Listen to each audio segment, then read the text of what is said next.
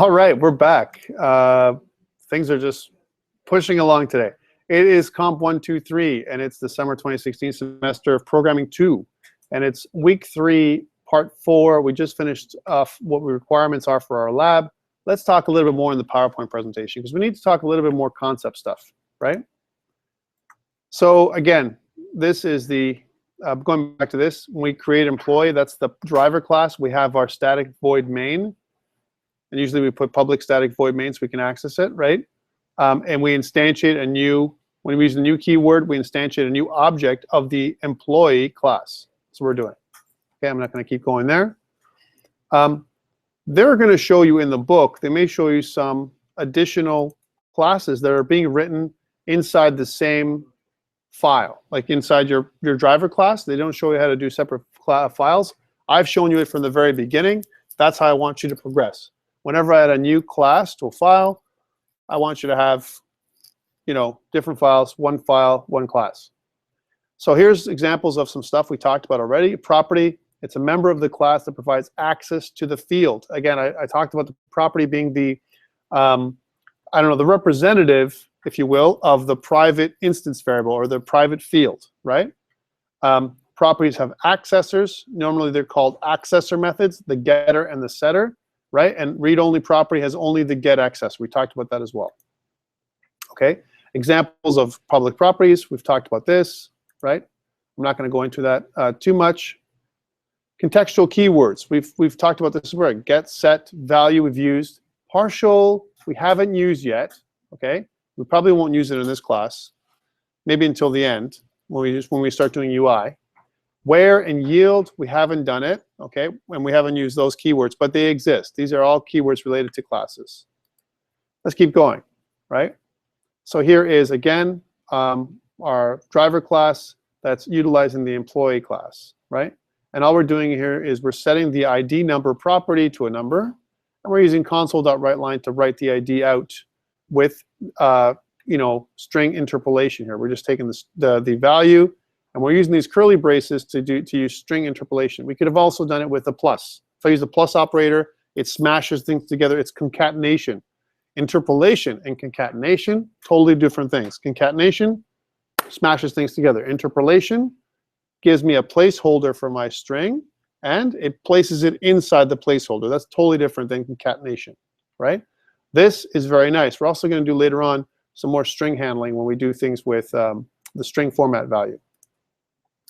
All right, auto-implemented properties. We talked about this as well. If I just wanted to use GetSet like this, this is nice, right? But remember, what this does is it also creates a private ID number and a private salary at the back end, right? Same name, just private, and usually lowercase.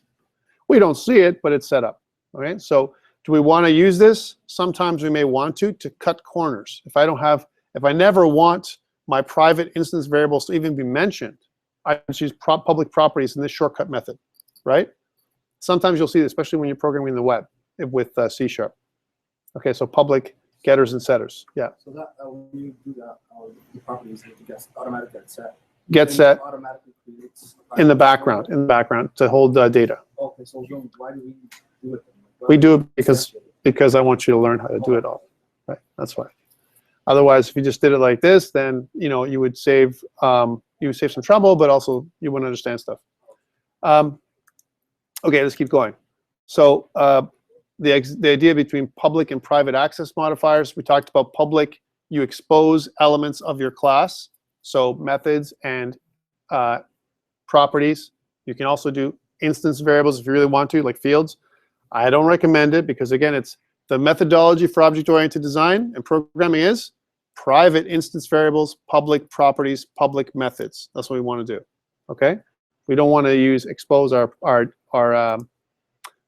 instance variables at all. And here's an example of another class called carpet, the carpet class. Okay, the carpet has length, width, and area, and the instance variables, right? It also has length, width, and area properties. Notice that the length, width, and area private instance variables have lowercase names. We would have added our underscore just to make ours unique, right? And the public length, width, and area have capitalized letters. That's the standard, the best practice. Notice that in our setter, we don't just do one thing, but we can also call other methods like calc area. So when I set my length, I can also calculate my area. That's why we use public properties as opposed to directly accessing our instance variables. Instance variables just used for data holding. They just hold the data, right? Public properties, think about them as methods that we can do other things. Like for example, this calc area method, which is down here, right? This is a private calc area method only available to members of my class. This is a great use of it. We never want to call the calc area method outside of my class. It's something that's only available inside my class in the inner workings. How about other methods? Can you think about other internal methods that you don't want to run outside of your class? Can you think of that? Well, you know what? I did a couple things over and over again in my class, and I think there's an opportunity for me to make an internal method that covers stuff that I've already done. I've already reused a couple of things over and over again, and where can I make that happen? So let's take a look at my class here. If I go back to my person class, right? Here's what I've done over and over again. Unknown name and age 0. I did this once, right? Age 0, I did this again. Hold on a second. I'm duplicating, right? Unknown name, I did this again, right? Hold on, anywhere else? So that's a bunch of times I've duplicated things. There might be a call. When I have duplication, there might be a reason for me to refactor, right? And the best way to refactor is to create something that I'm going to reuse over and over again. I know I'm going to have to initialize my age and name anyway. Initialize my age and name anyway. Initializer method. I need to have initialize method that's only internal, that only gets called inside my class, never accessible outside my class. So-called private method, as opposed to public methods, right? Let's try this out. How do I do this? I want to refactor. I already have a good example of this somewhere. Here it is. This is what I want to do. I put initialize public properties. I can refactor this, right? I'm going to pull this out like this, highlight it. I'm going to go to my edit. I'm going to go to refactor rename or refactor extract method. There it is, extract method. And when I do that, it's going to ask me for the method name. Now it's put in the wrong place. This is not where I want it. I'm going to move it later on. So my method name, right, which is going to be called initialize, is going to have an underscore because it's private. Underscore initialize. This private initialize method is only accessible inside of my class. Notice that I'm using the initialize method here inside my default person constructor, right? I'm going to call the initialize method every time, right? So I'm going to say this dot underscore initialize. This is the one I want you to call the private methods. Let's move this private method somewhere else. I want to move it after my constructors and before my public methods. Just like I have private instance variables here and public properties here, I'm going to have private methods, after my constructors, and then public methods after. So private, public, that pattern. Okay, let's take this out and cut it out. So we'll cut it, and we'll go down to here. Again, this goes above and beyond the requirements for Lab 2. You don't have to do this. But notice that here's my public methods. Before my public methods, I'm going to put my private methods. Let's make a kind of thing like this, private methods, just to separate, right, from private from public. Unpin this thing just to make it even. And then I want to paste in my method, initialize, right? And I want to comment it, right? So I want to say something like this. So it's do a summary. And this is, I can use 2M, so it would be nice, Tom. Okay. This method initializes, like it says, right? The private properties, or sorry, public properties.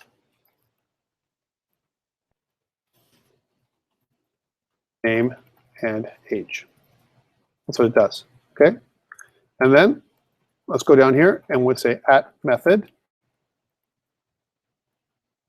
And sometimes what we also do is put at private on top here. So at private, so we know it's a private method, and the name of the method, underscore initialize, We can use the underscore to signify it's private. And then what it returns, at returns void, right? Because we don't return anything with this method. That's all it does. Initialize public properties, right? I don't need this anymore because I've already talked about what it does up here, so I can take this little comment out, right? So-called initializer methods are quite common. You might see them a lot of times when you have your own private classes or private methods. Okay, so here's my private method. It's called the initialize method. So I've got one private method, and I've got two public methods, and I've got 4 constructor methods, right? They're all contained inside my class structure, right? That's what they are.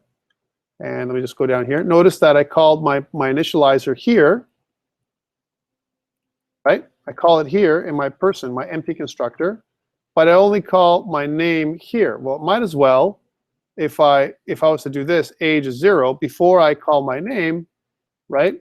What I can do is do one of these. I can say something like this dot underscore initialize. So I can initialize before I do any other kind of changes, right?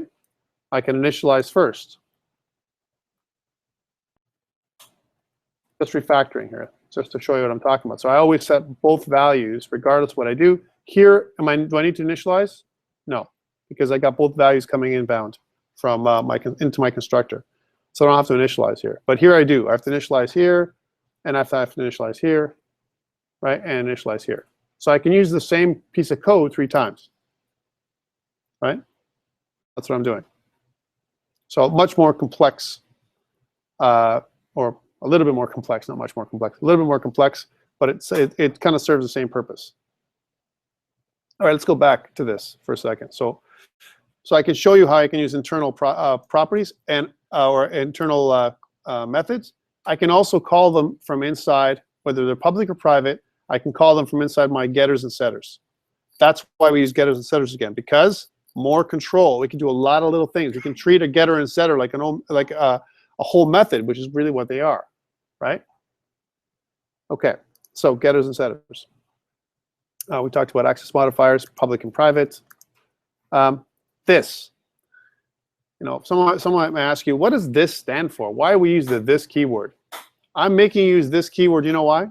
If you learn to use this, you'll learn to use it in JavaScript. You'll learn to use it in Java and in C#.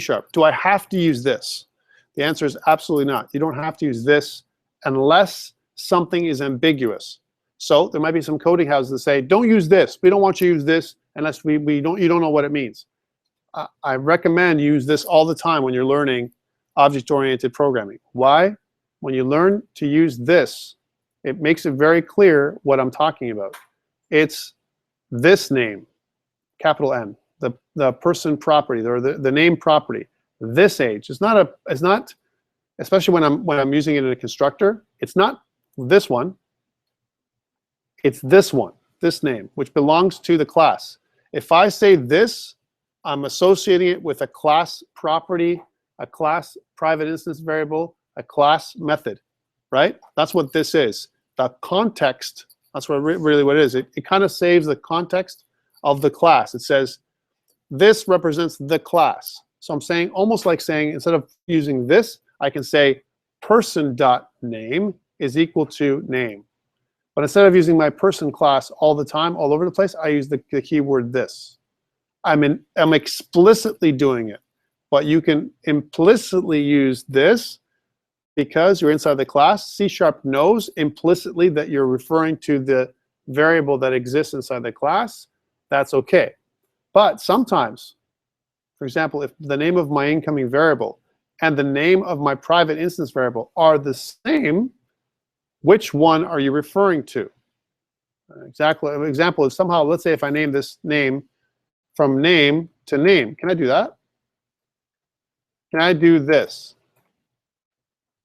Yes, you can, right? But if I don't put this, what am I referring to? Which one is which? Did I get an underscore? I'm getting an underscore because it says assignment made to the same variable. Did you mean to assign something else? C# the compiler doesn't know what to do. In this case, if we ever run into this kind of a situation where I have the local variable that I want to assign to my public property, and it's the same name for some reason. I don't know why you'd program it that way, but let's assume that's what it is. You'd want to use the this keyword, which clarifies for the compiler what you mean, right? So instead of trying to clarify for the compiler, just do it all the time. So it's always clear.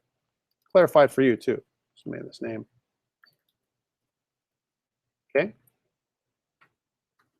All right. This keyword. It's a reference to the class. That's what it is. Creates a reference to the class. Okay. I'm not going to keep going with the reference to the class. We've talked about this already a couple times, a bunch of times actually. We talked about constructors. Again, there's the default or empty constructor, right?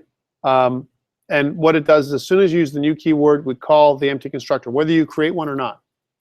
So if I don't create a constructor and I just make properties in a class with some properties, I'm okay. I can still create an object of that class, but it's using the empty constructor. It doesn't set or initialize any values. You have to do it manually yourself, right? All right. And here's an example of that. The empty constructor is defined here like we did, and it has the same name. The constructor has the same name as the class. Even though it's a method, that's the one time you can duplicate the name of the method beyond overloading methods. That's the other way. Okay, so there's two methods here, right? In the class employee, you have two methods. The employee, if you see employee again, it means it's the constructor method. It gets called whenever you create the employee class into an object, right? You instantiate this class, create an instance of the class, all right? Different ways of saying the same thing. And here there's a public property called pay rate that has a getter and a setter, a default getter and setter, right? Now, typically, I don't agree with this thing, the way it's done. I'll be honest with you, I prefer, and I'm telling you my coding style, I recommend private instance variables, public properties, then constructors, then private methods, and then public methods. That's how I think you should outline your stuff. And if you're consistent in your code every single time, when somebody reads your code and does a code review, which is the requirement when you're working in the field, I might do a peer code review, look at your stuff and go, wow, that's pretty darn ugly. Or I might say, okay, I see what he's doing. He's always doing the same pattern, right? And every coding house, every place you work, will give you a standard to work with. I want you to imagine you're all working for me again, and this is my coding house, right? My class. In my class, in my course, we're going to do private instance variables first, public properties, then constructors, then private methods, and then public methods. That's the way we're going to do it, to keep consistent with everything we do. Don't be random. Random doesn't work. When if you read somebody else's work and it's random, you want to strangle them sometimes, eh?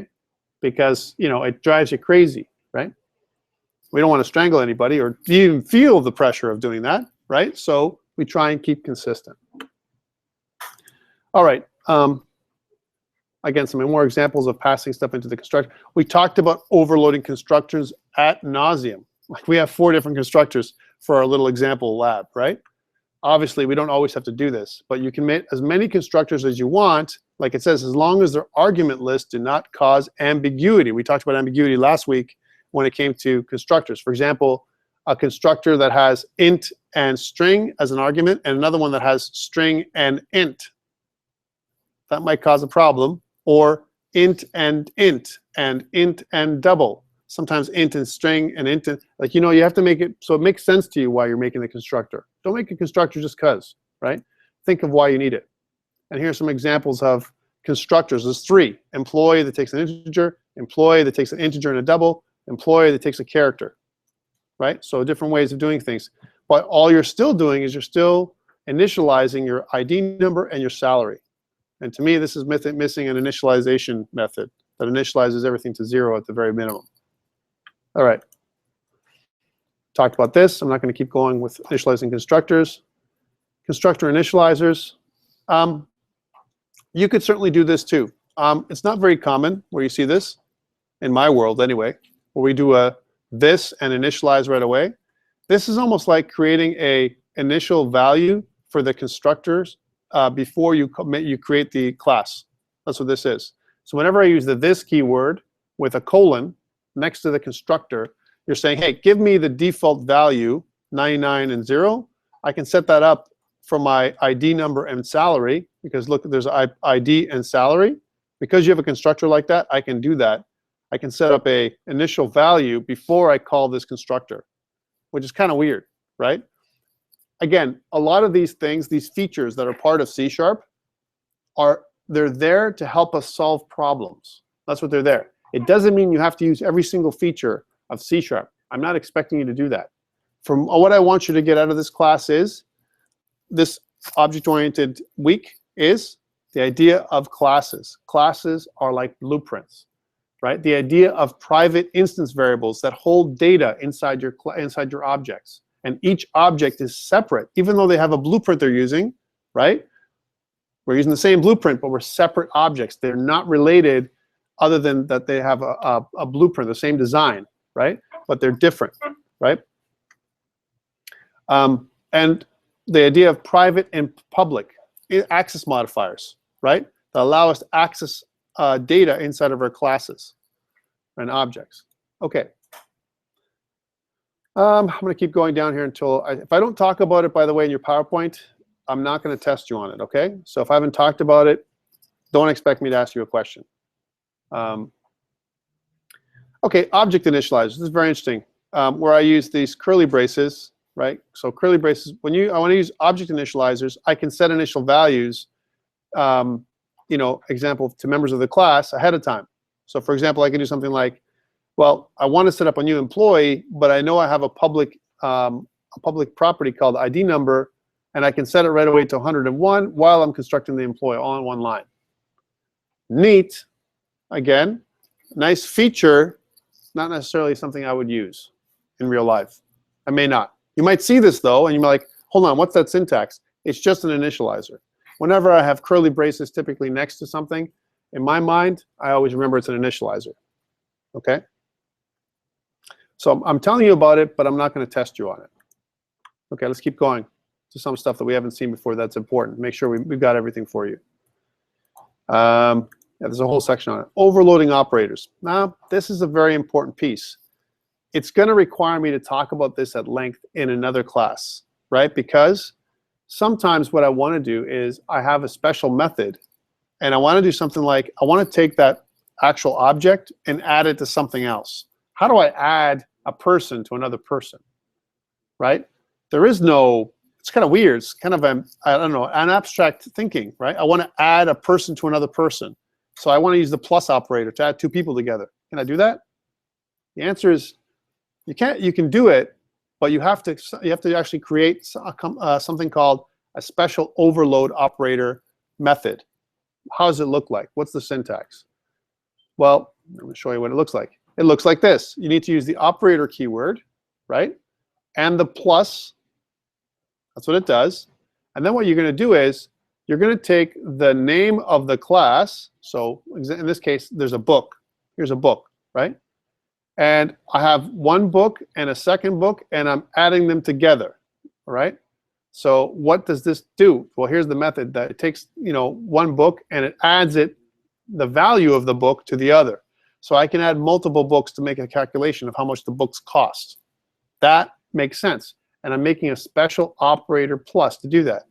Hey, how about if I take two people together, right? So a person A and person B, and add them together. What happens? So in order for me to do that, I need two people, two-person objects, like Tom and Mary.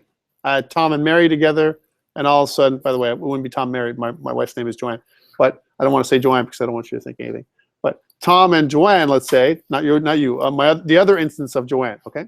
The clone of Joanne, right? There you go. So Tom and Joanne smash together, and they create something, maybe some babies, right? That's the way it goes. Well, in this particular case, it's a sum. I'm summing two things together, and I want to create something else. In fact, if anything, I can create another object altogether. I can call the object from within itself. And sometimes what I also, which is kind of weird, what I can do with the operator, if you notice, is first and second are just objects of the book class, right? So I can do something like this. I can say, well, my first title and my second title is the new title, right? That's the new title of my class, right? My book. I'm taking two books and putting them together, right? And my first number of pages and second number of pages, well, that's the new number of pages. Okay, cool.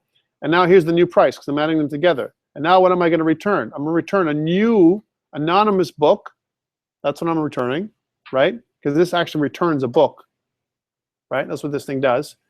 And when it's a new anonymous book, it creates a new instance of the book class, right? With a new title, new pages, and new price.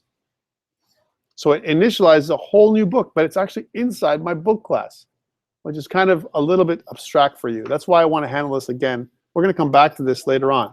So overloaded operators is what they're called, okay? I want you to know about them. I don't care that right now that you know how to use them. But however, we will come back to do this later. If we want to add two things together, right? You can also do other calculations, not just add. You can do subtract, plus plus, minus minus, do all kinds of stuff. You know, percent and everything to create new methods. Yes. Tilde, again, it's another kind of operator that does approximate value of, right? That's what it does, or approximately. Let's continue. So that's what an overloaded operator does. We may want to do that. There's also, I also have to mention that there's some built-in methods. I'm not going to talk about array of objects yet. I'll make you crazy. Do I have any time? I have 2 minutes, right? I'll talk about array of objects next week, okay? When I get back to, when it comes to polymorphism and inheritance, okay? But there's some built-in methods that come with the class, right? Here's something, there's something called an iComparable interface. We're going to talk about interfaces later on, right? But what it does is it has a method, a pre-done method called compare_to, and it compares one object with another, right? And we're going to get back to interfaces later on. So I'm going to kind of hit this PowerPoint again in another week or so. I'm just going to come back to this PowerPoint again and say, let's look at that first PowerPoint for interfaces to explain this. One of the methods that you can do, you can actually overload the built-in methods that come with your classes. Let me see if there's anything else I want to talk about with you today. No destructors. If I could put if I had a special shirt, destructors with the word destructors on my shirt with a no across it. No destructors. Please never use a destructor. They're there. We never want to use them. Okay? I'm not going to even talk about them with you. Right? You should know that they exist, but that's it. So one of the things I want to do and I want to talk about before we go is the idea of overloading one method, which it's built in. It's called the toString method. toString method. Right? If I ever want to overload anything, we're going to talk about an inheritance when we hit inheritance next week. Right? The toString method is built into all classes. Remember, because each class is derived from another class. There's something called a superclass that exists, a class that all other classes are derived from, or a superclass, if you will. The king of all classes, or the queen of all classes, whatever you want to call them. And again, in C#, I mentioned this before, it's called the object class with a capital O, right? You know, and in there's another class in Java, right? There's a, the base class in Java as well, right? So there's these classes that every other class derives from. Object is the class in C#, right? Well, that object class has 4 methods that are built in. I talked about this before. ToString is one of those methods. And you see that when I create an object of that class. Sorry, if I go to my program class here, and if I wanted to look at other properties of the class, I can do that. So if I look at my Tanya object, and if I go Tanya dot, you can see that I get equals, get hashcode, get type, and toString. toString I never defined. toString actually comes from the superclass, and it returns a string that represents the current object, right? In order for me to make this work, I have to overload or overwrite the basic class, the basic string, the basic method toString. I got to change it. So if I want to convert my person to a string, right? This is really cool. Person to a string would be my name and my age would be converted into a line, a string that shows me my age and my name. We're going to do this next week. Expect me to do this. I will overload my toString method that exists in all of my classes, right? Because if I overload my toString method, I can print out to the console, right, each of my properties. That's what I'm going to use my toString method to do.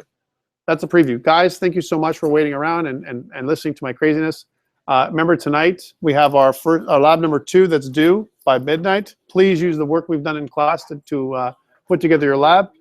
And remember that next week, Friday, assignment number 1 is due. You're going to make a hero, right? A class hero. Please look at the assignment details. Ask me questions when I see you on Tuesday. And one more thing, Friday, quiz. Please be prepared for the quiz on Friday. Don't miss class. It's worth 2% of your final grade, just like a lab, right? Thank you.